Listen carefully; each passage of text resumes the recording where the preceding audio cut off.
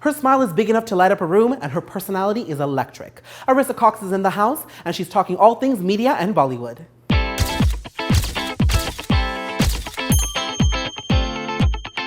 Girl, we have history. We have so much history. We have history, like over 5 years now. People don't even know the story of how we met. How we fell in love. We fell in love on the green carpet. Yes, at the 2011 IIFA Awards. I know, it's like we were here in Toronto. Yes. That monster of a carpet, as you told me. That was amazing. And there we were just chatting the entire time. We're seeing all these celebrities walk by, and then we went on a little mini pizza party.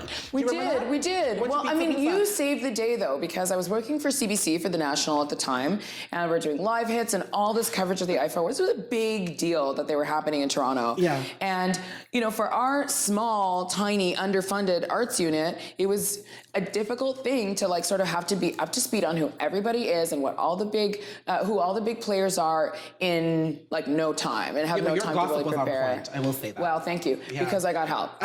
So I met Daniel, and I was just struck by how much love you had for the process, for arts, for entertainment, for bringing these stories to life, and you know, and I loved your sparkle, you know. And so at this time you were like, okay, I'm trying to break in. And I could tell like right away. I'm like, you had the personality for this, so that's the main thing. It's kind of heartbreaking when someone asks that same advice of you and you don't feel like they've got it. Yeah. That X factor, but you were the first one to ever tell me that I'd make it on TV. Oh yeah. You were the first one, and then literally 5 months later, wow. You know, Veronica Chael found me and then put me on Omni Television. Yeah. So you were my fairy godmother. Oh my. You were my fairy godmother. Fairy godmother. On the green carpet. I like that. I need a T-shirt.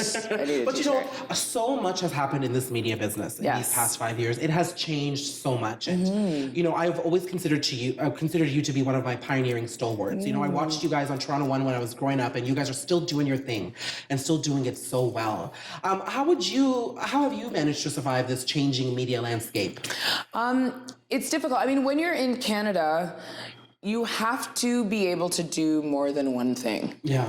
And I tell people this all the time. Don't narrow your focus so much that you miss out on picking up some of those skills that might help you at different times, because you can think your job is safe. Even if you do get that amazing job in TV, it's never safe. And we've seen it so much, the media landscape in the last 15 years, like everybody has bought out everybody or merged. Right now, there's like 4 behemoth companies that kind of run everything. So you have to be able to have enough talent, enough skill, enough experience to hopefully see you through if whatever you're doing right now isn't working. So if you want to be in TV, well, you should know how to write.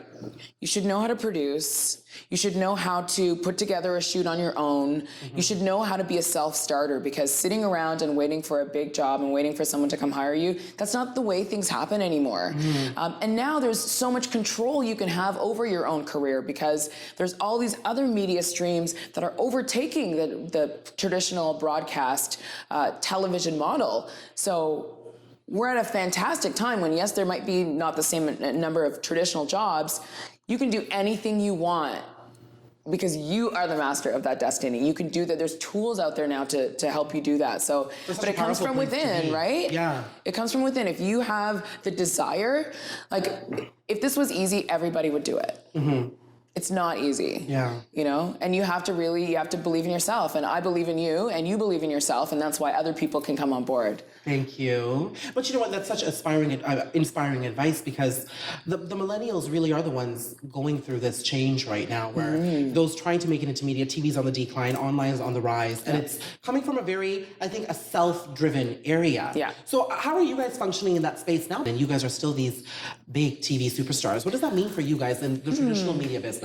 That's a very, very good question. Have you thought about it in that sense? Well, I don't know. I never feel like I'm in competition with anybody. Yeah. I feel like I'm in competition with myself. Well, you cannot be in competition with Arisa Cox, okay? She is going to take the cake. No, but I mean, I have so many girlfriends who are amazing, amazing people, also working in this industry. And I support them and I cheer for them, because I don't believe in competition with other people. I don't think that brings out your best. I think when you just want to get better yourself, then you can keep growing, and that's still a positive thing that you're putting out in the universe. I'm not sitting there trying to compete with everybody else. Yeah. But I like it. I like this new media landscape. I like that we've got your legacy media still around, but you've got all these new people coming up and defining what, internet television really is. Like, you can have 1 million followers and sit in your sweatpants in your room and say some stuff. Like, that's incredible that's able to happen. I don't mind it. I do not fear the future.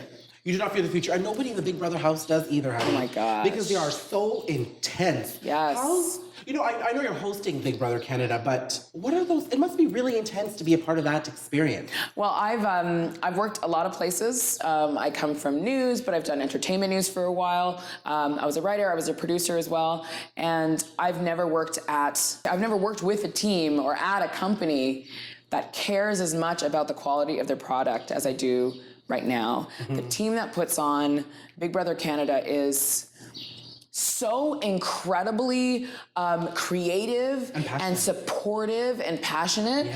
So, I mean, we are making reality TV, but we are doing it with the best people, with the best intentions, with the biggest talents, and with the biggest hearts. So I feel like when you have a good crew, no matter what, you're gonna make some great television. And I think the show is great on its own, like the actual concept.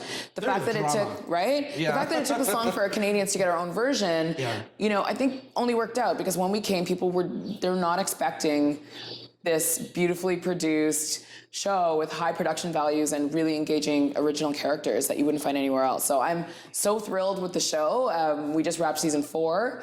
I'm hoping for a fifth. Yes. Well, because it also represents us. Like, we've got casts that are extremely diverse, and you don't find that every day. Like, even specific, or like compared to the American version, you don't have the same kind of mix we have, or the same international feel. So I love that. I think we're bringing something really brand new to the table, and I get to host it. Like, how amazing is that? Yes. Now, my last question, what's up for you? Aside from, your handsome hubby and your babies are so beautiful, what's next for you? I've got a few irons in the fire. Okay. I've got some things going on. We'll see. I've got some things happening. Don't worry, you'll get a phone call if any of these things happen. Well, thank you so much for joining me for a drink and for a date. And cheers to the future, honey. Clink, clink, clink, clink, clink. Cheers.